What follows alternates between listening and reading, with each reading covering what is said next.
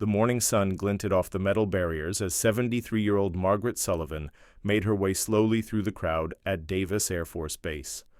Her weathered hands clutched a faded leather satchel containing notebooks she'd carried for 40 years. Around her, thousands of spectators jostled for position at the annual Wings of Freedom air show, their excitement palpable as fighter jets traced patterns across the Arizona sky. Margaret paused to catch her breath, her knee protesting after the long walk from the parking area.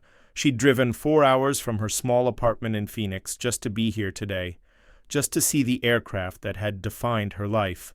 The same aircraft most people dismissed as ugly and outdated, the A-10 Thunderbolt II, affectionately known as the Warthog. What nobody in this crowd knew was that Margaret had quite literally written the book on keeping these aircraft flying.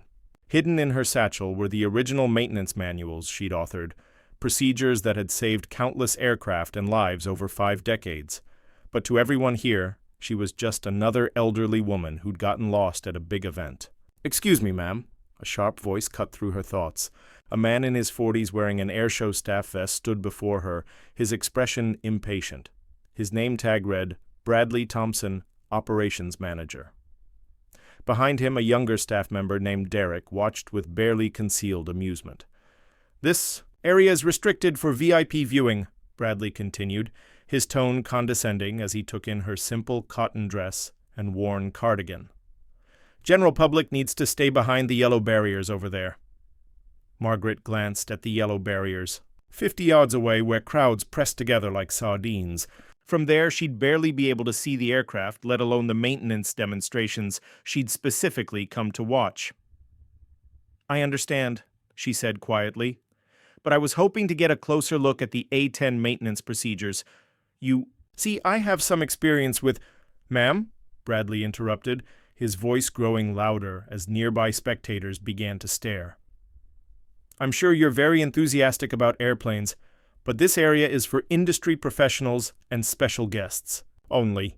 We can't have civilians wandering around asking questions during technical demonstrations." Derek approached with a clipboard, smirking. "Everything okay here, Brad?" "Just explaining to this lady that she needs to move along," Bradley replied, not bothering to lower his voice. "Probably someone's grandmother who got lost. You know how these old-timers get confused at big events?" Margaret's cheeks flushed, but she maintained her composure. The dismissal stung more than she expected, not because she needed their approval, but because she recognized the same attitude that had followed her throughout her career. Even now, decades after proving herself, she was still seen as someone who didn't belong. "I'm not lost, and I'm not confused," she said with quiet dignity. "I simply wanted to observe the maintenance demonstration." Derek's smirk widened. "The maintenance demo? That's pretty technical stuff. Maybe you'd enjoy the aerial displays more? They're doing a heritage flight later? That's really spectacular. Though I'd get to the barriers soon if I were you," Bradley added meaningfully. "It's quite a walk, and at your age—" He trailed off, but his meaning was clear. Margaret's fingers tightened on her satchel. Inside were the procedures that had revolutionized combat maintenance, innovations that had brought thousands of pilots home safely. But these young men saw only what they expected to see, an unremarkable elderly woman out of place among the engineers, pilots, and military personnel who dominated the VIP sections. As she turned away from their dismissive faces, Margaret heard Derek mutter to Bradley, "Why do these old ladies always think they understand military aircraft? Probably watched Top Gun once and thinks she's an expert." Their laughter followed her as she made her way slowly toward the general viewing area, just another invisible person in a crowd that had no idea they'd just dismissed a living legend. Margaret finally reached the crowded barriers where families with children pressed against the metal railings. She found a small gap between a group of teenagers and a family with strollers, easing herself into the space with a soft, "Excuse me," that went unacknowledged. From her new position, she could barely make out the maintenance area where crews would demonstrate the A-10's legendary durability and ease of repair, the very procedures she'd pioneered decades ago. She was about to watch her own innovations, being showcased from a distance, like a stranger to her own legacy. With a deep sigh, she opened her satchel and withdrew one of her notebooks, Its pages were yellowed with age, but the technical drawings remained precise. Her fingers traced the diagrams she'd sketched decades ago, innovations that had revolutionized how the A-10 was maintained in combat conditions. "That's some detailed stuff," a voice said beside her. A young woman in her 20s, with grease still visible under her fingernails, despite obvious attempts to clean up, was peering at the notebook with genuine interest. Her name tag read, Martinez, USF. "Are you an engineer?" Martinez asked, her eyes scanning the complex diagrams. "I was a crew chief," Margaret replied, grateful for the friendly interest. "Specialized in battle damage repair and expedient maintenance procedures." Martinez's eyes widened. "No kidding! That's amazing!" "When did you serve?" 1973 to 1995, Margaret said. "I was one of the first women assigned to A-10 maintenance when the aircraft was brand new." The young airman was about to ask more when the announcer's voice boomed across the field. "Ladies and gentlemen, please welcome Lieutenant Colonel Rachel Morrison in the A-10 Thunderbolt II for our demonstration of close air support capabilities." Margaret's breath caught. Rachel Morrison, her granddaughter, was flying today and she hadn't even known. Rachel must have been assigned to this demonstration at the last minute. They'd been out of touch for months, Rachel's deployment schedule, and Margaret's stubborn pride keeping them from reconnecting after a silly argument about Margaret's insistence on living alone. She watched as the distinctive silhouette of the A-10 appeared on the horizon, its twin engines producing their unique whine. Even from this distance, she could tell Rachel was flying with exceptional skill, every maneuver precise and purposeful, just as Margaret had taught her years ago when Rachel was just a girl dreaming of flying. Martinez was filming with her phone. "God, I love that sound." "You know what's crazy? They say the maintenance procedures for these birds were so well designed that even after 50 years, we've barely changed anything. Some genius back in the 70s figured out how to keep these things flying with minimal tools." "And the genius was a woman," interrupted an older gentleman in a Desert Storm veteran cap who had overheard their conversation. "Named Margaret Sullivan, she revolutionized combat maintenance, saved my aircraft more than once with her field repair procedures." Margaret turned, not recognizing the weathered face, but seeing the genuine respect in the veteran's eyes. Her heart began to race. Someone here actually knew her work. "You knew about the Sullivan procedures?" Martinez asked, starstruck. The veteran laughed. "Lady, every A-10 maintainer for the past 40 years has trained on the Sullivan manual. Margaret Sullivan figured out how to patch 30mm holes with speed tape and aluminum sheets in ways that would hold until you got home. She designed the modular repair system that let us fix hydraulics with basic tools. That woman saved more aircraft than any pilot ever did." Martinez's jaw dropped. "Wait, the Sullivan procedures? These Sullivan procedures? Those are legendary. My instructor said whoever. Sullivan was deserved a monument." Margaret smiled softly, her anonymity suddenly feeling both precious and painful. "She was just doing her job," she said quietly.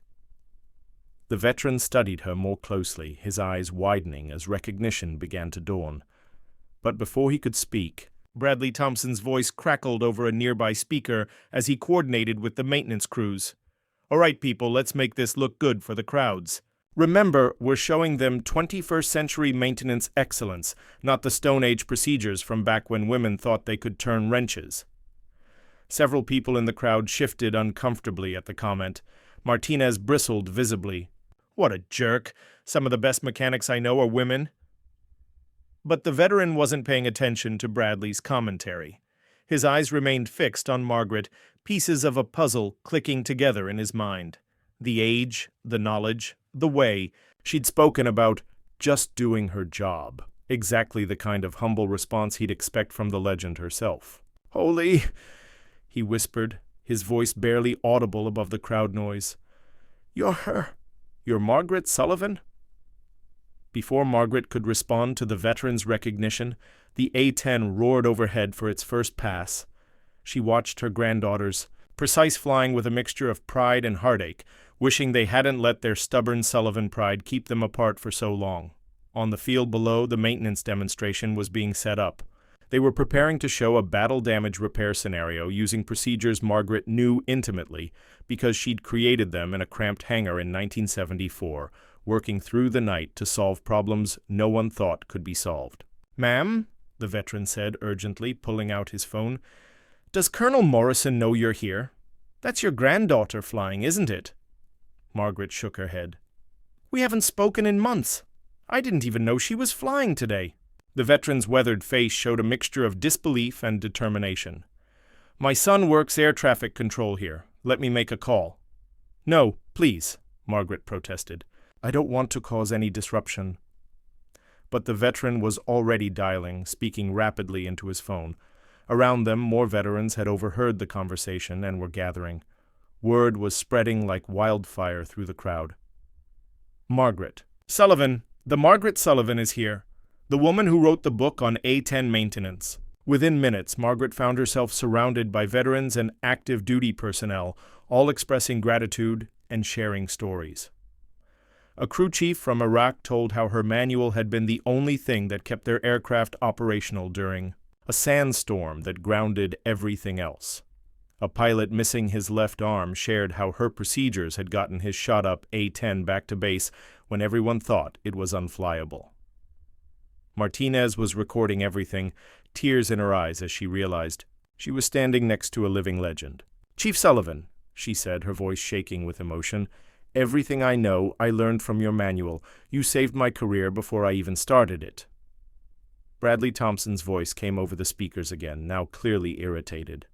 "Security, we have some kind of disturbance in Section C, probably another drunk veteran. Handle it quietly." Two security officers approached the growing crowd around Margaret, but stopped short when they saw the gathering wasn't a disturbance, but something resembling an impromptu honor ceremony. Veterans were showing Margaret challenge coins and patches from units she'd saved with her innovations. On the airfield, the A-10 had completed its second pass and was setting up for the weapons demonstration. But something was happening in the cockpit. Rachel Morrison had been monitoring the tower frequency when an unusual message came through from a controller she knew. "Viper 2-3, be advised we have a situation on the ground. Your grandmother, Margaret Sullivan, is in the crowd at Section C. Apparently half the veterans here are treating her like a hero, and that pompous jerk Bradley Thompson called security on her earlier for trying to watch the maintenance demo up close." Rachel's hands tightened on the stick. Her grandmother was here, the woman who'd taught her everything about dedication, excellence, and quietly making a difference. The woman she'd been too proud to call for 6 months after their argument. "Tower, Viper 2-3, requesting deviation from demonstration pattern," Rachel said, her decision instant. "Viper 2-3, say again?" "You're in the middle of..." "Tower, I'm performing an honor pass for Chief Master Sergeant Margaret Sullivan, United States Air Force retired, the woman who wrote the procedures that keep these birds in the air." Without waiting for approval, Rachel banked the A-10 hard left, dropping altitude as she headed directly for Section C. The crowd gasped at the unexpected maneuver, the announcer's confused voice echoing across the field. "Ladies and gentlemen, this is not part of the planned demonstration. The A-10 is deviating from..." Rachel flipped her radio to the public address frequency, cutting off the announcer. What she was about to do could end her career, but some things mattered more than careers. "This is Lieutenant Colonel Rachel Morrison," her voice rang out across the airfield, clear and strong through every speaker. "I'm proud to be flying the A-10 today, but I'm prouder to be the granddaughter of the woman who made it possible for this aircraft to survive 50 years of combat." The crowd fell silent, 20,000 people hanging on every word as the A-10 continued its unauthorized approach toward Section C. Chief Master Sergeant Margaret Sullivan pioneered the maintenance procedures that brought thousands of pilots home safely. She's here today, standing in the general admission area because some people still think women don't belong in aviation maintenance. Bradley Thompson's face appeared on the jumbotron, pale with shock as he realized his dismissive treatment and sexist comments were being broadcast to the entire crowd. His earlier confidence evaporated as thousands of eyes turned toward him. With expressions ranging from disgust to outright anger, the A-10 roared over Section C at minimum safe altitude, then pulled up into a steep climb. As it did, Rachel executed the missing man formation's wing dips, left, right, level, the traditional salute to a fallen or honored comrade, performed for a living legend who'd been treated like a nobody. The crowd erupted in applause and cheers, but Rachel wasn't finished. "Grandma," her voice continued over the PA, thick with emotion. "I'm sorry I've been too stubborn to call. I'm sorry you had to stand with the crowds to watch procedures you invented. But mostly I'm sorry that after everything you've done, people still judge you by your age and gender instead of your contributions." Margaret stood frozen, tears streaming down her weathered cheeks as her granddaughter's aircraft circled back for another pass.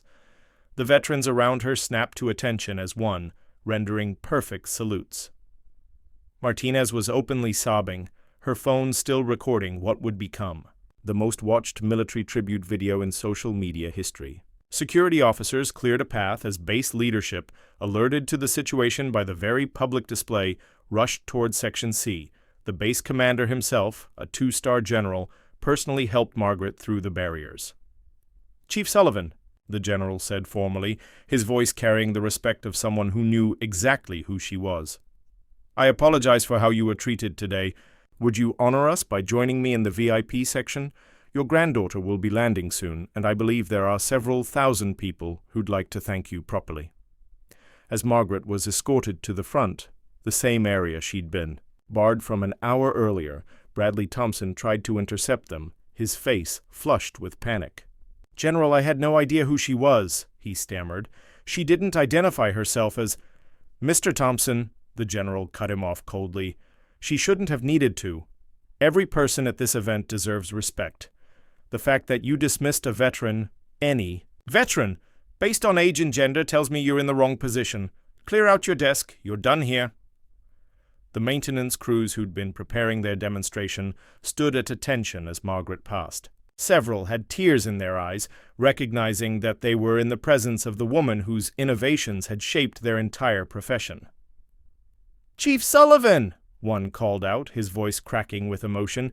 "We're using your procedures for today's demo. Would you honor us by supervising?" Margaret smiled through her tears. "I'd be delighted, though I suspect you know them better than I do by now."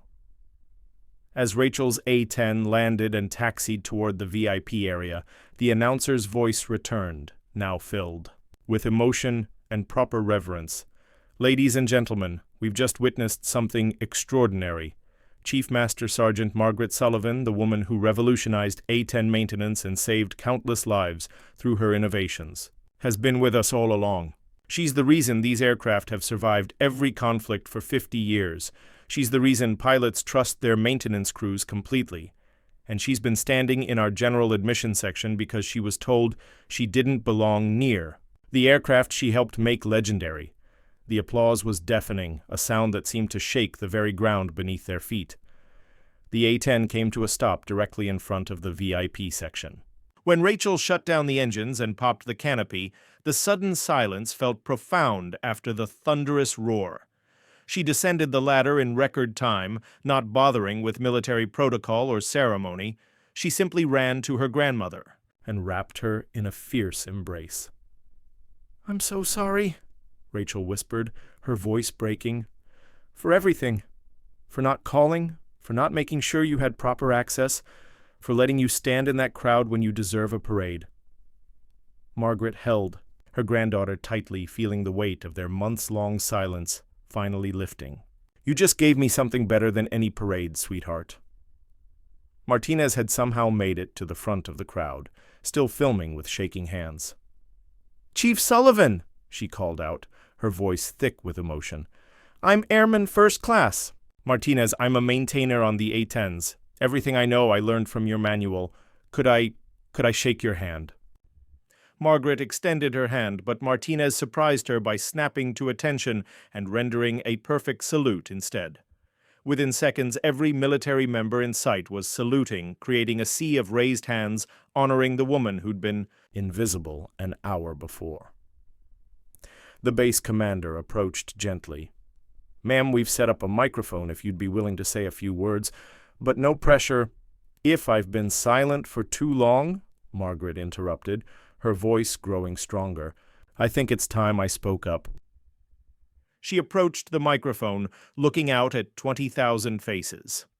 In the front rows, she could see Bradley Thompson being escorted away by security. She felt no satisfaction in his dismissal, only sadness that attitudes like his still existed. When I started working on the A-10 in 1973, she began, her voice carrying clearly across the silent crowd. I was told that women didn't belong in aircraft maintenance. I was told our hands were too weak, our minds too scattered, our emotions too fragile for the demanding work of keeping combat aircraft in the air. She paused, letting her words sink in. For 22 years, I let my work speak for itself. I developed procedures that could save an aircraft with half its hydraulics shot away. I figured out how to patch fuel tanks with materials you could find in any forward operating base. I trained hundreds of maintainers, many of whom went on to become the chiefs and instructors who train your maintainers today. The crowd was completely silent, hanging on every word. I did this work not to prove those people wrong about women, but because pilots' lives depended on it. Because every aircraft that didn't make it home meant someone's child, spouse, or parent wouldn't be coming back. That's what mattered. Not whether I belonged, but whether I could help bring people home. Margaret's voice strengthened as she continued. Today I was told I didn't belong near the aircraft I helped keep flying. I was dismissed because I'm old, because I'm female, because I don't look like someone who understands combat aviation. And you know what? That man was partially right. I don't understand modern combat aviation. The technology has passed me by. A murmur went through the crowd, but Margaret raised her hand for silence. But I understand something more important. That everyone, regardless of age, gender, or appearance, has something to contribute. That dismissing someone because they don't fit your expectations means missing out on knowledge, experience, and innovation you desperately need. She looked directly at the camera broadcasting to the Jumbotron, knowing her words would reach far beyond this airfield.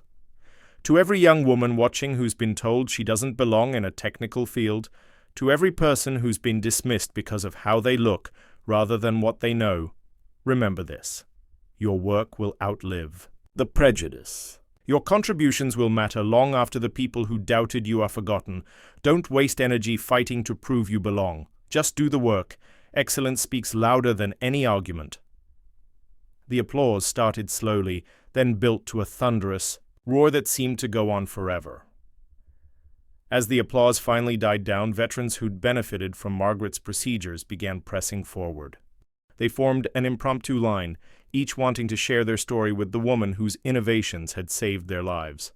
A pilot missing his left leg told how her procedures had gotten his shot-up A-10 back to base when everyone thought it was unflyable. A crew chief from Iraq shared how her manual had been the only thing that kept their aircraft operational during a sandstorm that grounded everything else for 3 days. "Ma'am," one grizzled veteran said, his voice thick with emotion, "I was at Firebase Alpha in Afghanistan when we took heavy fire. Lost half our hydraulics, had more holes than Swiss cheese. My crew chief, a young woman who'd memorized your entire manual, patched us up using MRE containers and 100 Metzlaff tape, just like your procedures said. I made it home to see my daughter born because of what you taught her." Margaret listened to each story, remembering the long nights she'd spent developing those procedures, testing them, refining them. She'd known they worked, but hearing the human cost of her innovations, the lives saved, the families kept whole, was overwhelming. Rachel stood beside her grandmother, watching the endless parade of gratitude with wonder. "Grandma, did you know all these people?" "I knew the work mattered," Margaret replied softly. "I just never realized how many people it had touched." As the sun began to set, painting the Arizona sky in brilliant oranges and reds, the base commander approached with several senior officers. "Chief Sullivan, I've been on the phone with Air Force leadership. They'd like to offer you a consulting position, helping develop the next generation of maintenance procedures for the new aircraft coming online. Your insights into field expedient repairs are exactly what they need for the modern battlefield." Margaret blinked in surprise. "At my age?" "At any age," the general replied firmly. "Excellence doesn't expire, and frankly, we've been making the same mistakes for decades, overlooking talent because it doesn't fit our preconceptions. Your granddaughter's actions today reminded us that leadership sometimes means breaking the rules to do what's right. Martinez had been hovering nearby, clearly wanting to speak but hesitant to interrupt. Finally, she approached with a group of young female maintainers. "Chief Sullivan, we were wondering, would you consider doing a workshop, teaching us not just the procedures, but the thinking behind them?" "The innovation process?" Margaret's face lit up. "I'm 73 years old, dear. I'm not sure how much innovating I have left in me." "With respect, Chief," Martinez replied firmly, "innovation isn't about age. It's about seeing problems differently. And from what I've seen today, you still see things the rest of us miss."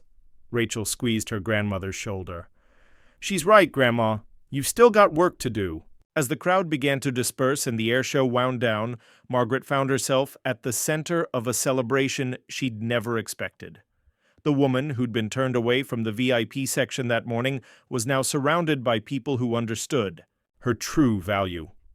"You know," Rachel said as they walked toward the parking area, "you're trending on social media. Sullivan Strong is the #1 hashtag right now. People are sharing stories about how your procedures saved their aircraft, their lives." Margaret chuckled.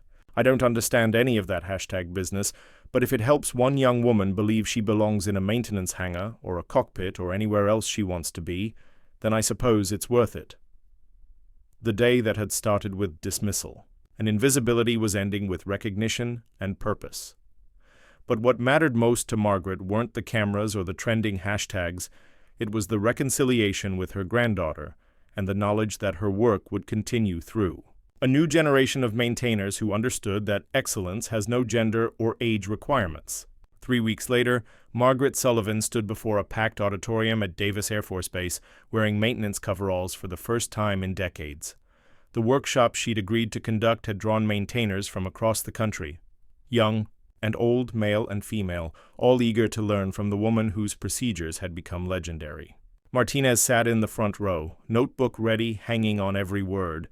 Beside her were dozens of other young maintainers, their faces reflecting the same reverence Margaret had once seen reserved for famous pilots and commanders.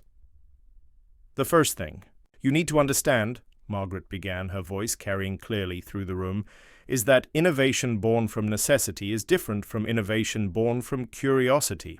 When you're in a forward operating base and a bird comes back with half its tail shot off, you don't have the luxury of perfect tools or ideal conditions.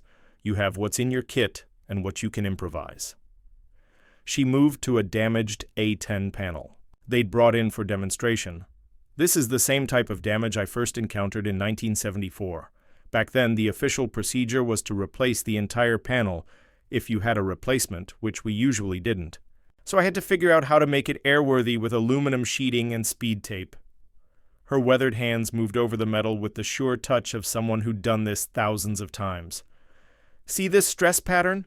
Most people would focus on the hole, but the real danger is the stress fractures radiating outward. Stop those, and you can patch the hole with almost anything." A young maintainer raised his hand. "Chief Sullivan, how did you know the fractures would propagate in that pattern? The computer models we use now predict it, but you figured it out." "Without any of that technology," Margaret smiled. "I sat in a hangar for 3 days with damaged panels, making the cracks worse on purpose, watching how they spread. Sometimes the best computer is your eyes and your willingness to break a few things to understand how they fail." The workshop continued for hours with Margaret demonstrating techniques that had never been formally documented, the intuitive adjustments and field expedients that made the difference between an aircraft that flew home and one that didn't. The audience was mesmerized, watching a master craftsperson share decades of accumulated wisdom. During a break, a senior master sergeant approached her. "Chief Sullivan, I'm Tom Rodriguez, maintenance chief for the 354th Fighter Squadron. I trained under Chief Williams back in '89. He always said you were the smartest person he'd ever met, but too humble to take credit for it." Margaret's eyes softened with memory. "Jimmy Williams, how is he?" "Passed away 2 years ago, ma'am. Cancer. But he never stopped talking about you. Used to say the Air Force would have saved millions if they'd just listened to Margaret Sullivan. From the beginning instead of fighting her for 20 years. The comment hit harder than Margaret expected. She thought of all the aircraft that might have been saved, all the procedures that could have been implemented sooner if she hadn't. Had to overcome prejudice at every step. The important thing, she said finally, is that the knowledge got passed on. Jimmy was a good teacher. As the afternoon session began, Margaret noticed a familiar face in the back of the room. Bradley Thompson sat quietly taking notes, his earlier arrogance replaced by genuine humility.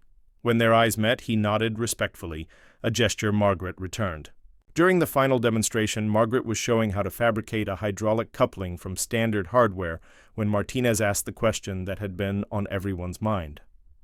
"Chief Sullivan, what kept you going all those years when people said you didn't belong? When they dismissed your ideas because you were a woman?" Margaret set down her tools and considered the question carefully. The room fell silent, everyone understanding that this was the heart of the matter. "Stubbornness, at first," she admitted. "I didn't like being told what I couldn't do. But then I started seeing how my work made a difference. Every improvement I made, every procedure I refined, meant someone might make it home who wouldn't have otherwise. After that, their opinions didn't matter. The work mattered, the mission mattered, the rest was just noise." She paused, looking around the room at the faces, young and old, every gender and ethnicity represented in America's modern military. "Besides," she added with a slight smile, "I figured if they were spending so much energy telling me I didn't belong, they must have been worried I'd prove them wrong. Seemed ashamed to disappoint them." The room erupted in laughter and applause, but Margaret raised her hand for quiet. "The real secret isn't proving anyone wrong. It's being so essential that eventually they can't imagine how they managed without you. That's not spite. That's purpose. There's a difference." As the workshop concluded, participants lined up for photos and autographs. Margaret signed maintenance manuals, challenge coins, and even a few smartphone cases, each person sharing a brief story about how her innovations had touched their careers. Rachel, who'd been watching from the side, approached as the crowd thinned. "How does it feel, Grandma, being recognized like this?" Margaret considered the question. "Gratifying, but not in the way I expected. It's not about getting credit I was denied. It's about seeing the work continue, evolve, improve. That young woman, Martinez, she's going to take these procedures places I never imagined." As they walked out together, Margaret carrying her worn satchel one more time, she reflected on how much had changed in just 3 weeks.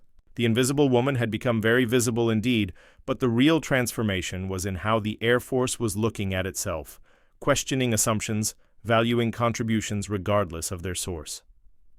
6 months after the air show, Margaret Sullivan sat in her new office at Davis Air Force Base, surrounded by the latest aircraft maintenance manuals and computer simulations. At 73, she was officially a consulting engineer for the U.S. Air Force, helping design maintenance procedures for aircraft that wouldn't enter service for another decade. The morning sun streamed through her window as she reviewed preliminary designs for the new A-10 replacement program. Her weathered hands still moved confidently across technical drawings, though now she worked alongside young engineers who brought cutting-edge technology to problems she'd solved with intuition and experience. A knock at her door interrupted her concentration. Martinez entered, wearing the stripes of a newly promoted staff sergeant. "Good morning, Chief Sullivan. I have those metallurgy reports you requested and—" She paused, noticing Margaret's expression. "Is everything okay?" Margaret held up a letter bearing official Air Force letterhead. "They want me to testify before Congress next month, something about women in military technical fields." Martinez's eyes widened. "That's incredible. You'll be speaking to the whole country." "I suppose," Margaret said uncertainly. "I'm not sure what I can tell them that they don't already know." "With respect, Chief, you can tell them the truth. About what happens when talent is dismissed because of prejudice. About the cost of making people prove themselves twice as hard for half the recognition." 3 weeks later, Margaret Sullivan sat before a Congressional subcommittee, her dress. Blues pressed perfectly, her silver hair pinned neatly back. The same satchel that had carried her notebooks to the air show now held 50 years of documentation about women's contributions to military aviation. "Congresswoman," she addressed the committee chair, her voice steady and clear, "when I developed The Sullivan procedures, I didn't do it as a woman trying to prove a point. I did it as an American trying to bring other Americans home safely. But the resistance I faced because of my gender meant those procedures took an extra 18 months to be officially adopted. In that time, we lost 12 aircraft that might have been saved. That's the real cost of discrimination.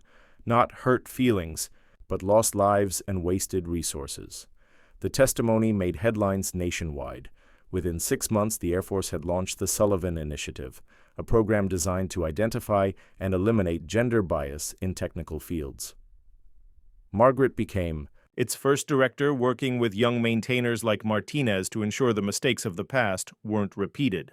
But perhaps the most meaningful change came in a quiet moment during one of her regular workshops. Margaret was demonstrating a repair technique when a familiar voice spoke from the back of the room. "Chief Sullivan, could you explain the stress distribution calculation behind that patch placement?" She turned to see Bradley Thompson, now a student in her civilian maintenance certification program. He'd spent months examining his own biases and was here to learn, his earlier arrogance replaced by genuine humility. "Of course, Mr. Thompson," Margaret replied, launching into the technical explanation. After class, he approached her privately. "Chief Sullivan, I owe you more than an apology. I owe you a debt I can never repay. My actions that day weren't just wrong, they were dangerous. If you hadn't been there, if your granddaughter hadn't acted, I might have kept dismissing people whose knowledge could save lives." Margaret studied him for a long moment, seeing genuine remorse and growth. "Everyone deserves a chance to learn and change, Mr. Thompson. That's what we're here for." A year after the air show, Rachel visited her grandmother's office, now decorated with photos from workshops, congressional testimony, and celebration events. But the centerpiece remained a simple, framed picture of Margaret standing beside an A-10 taken during her early days as a crew chief. "Any regrets, Grandma?" Rachel asked, "about staying quiet for so long?"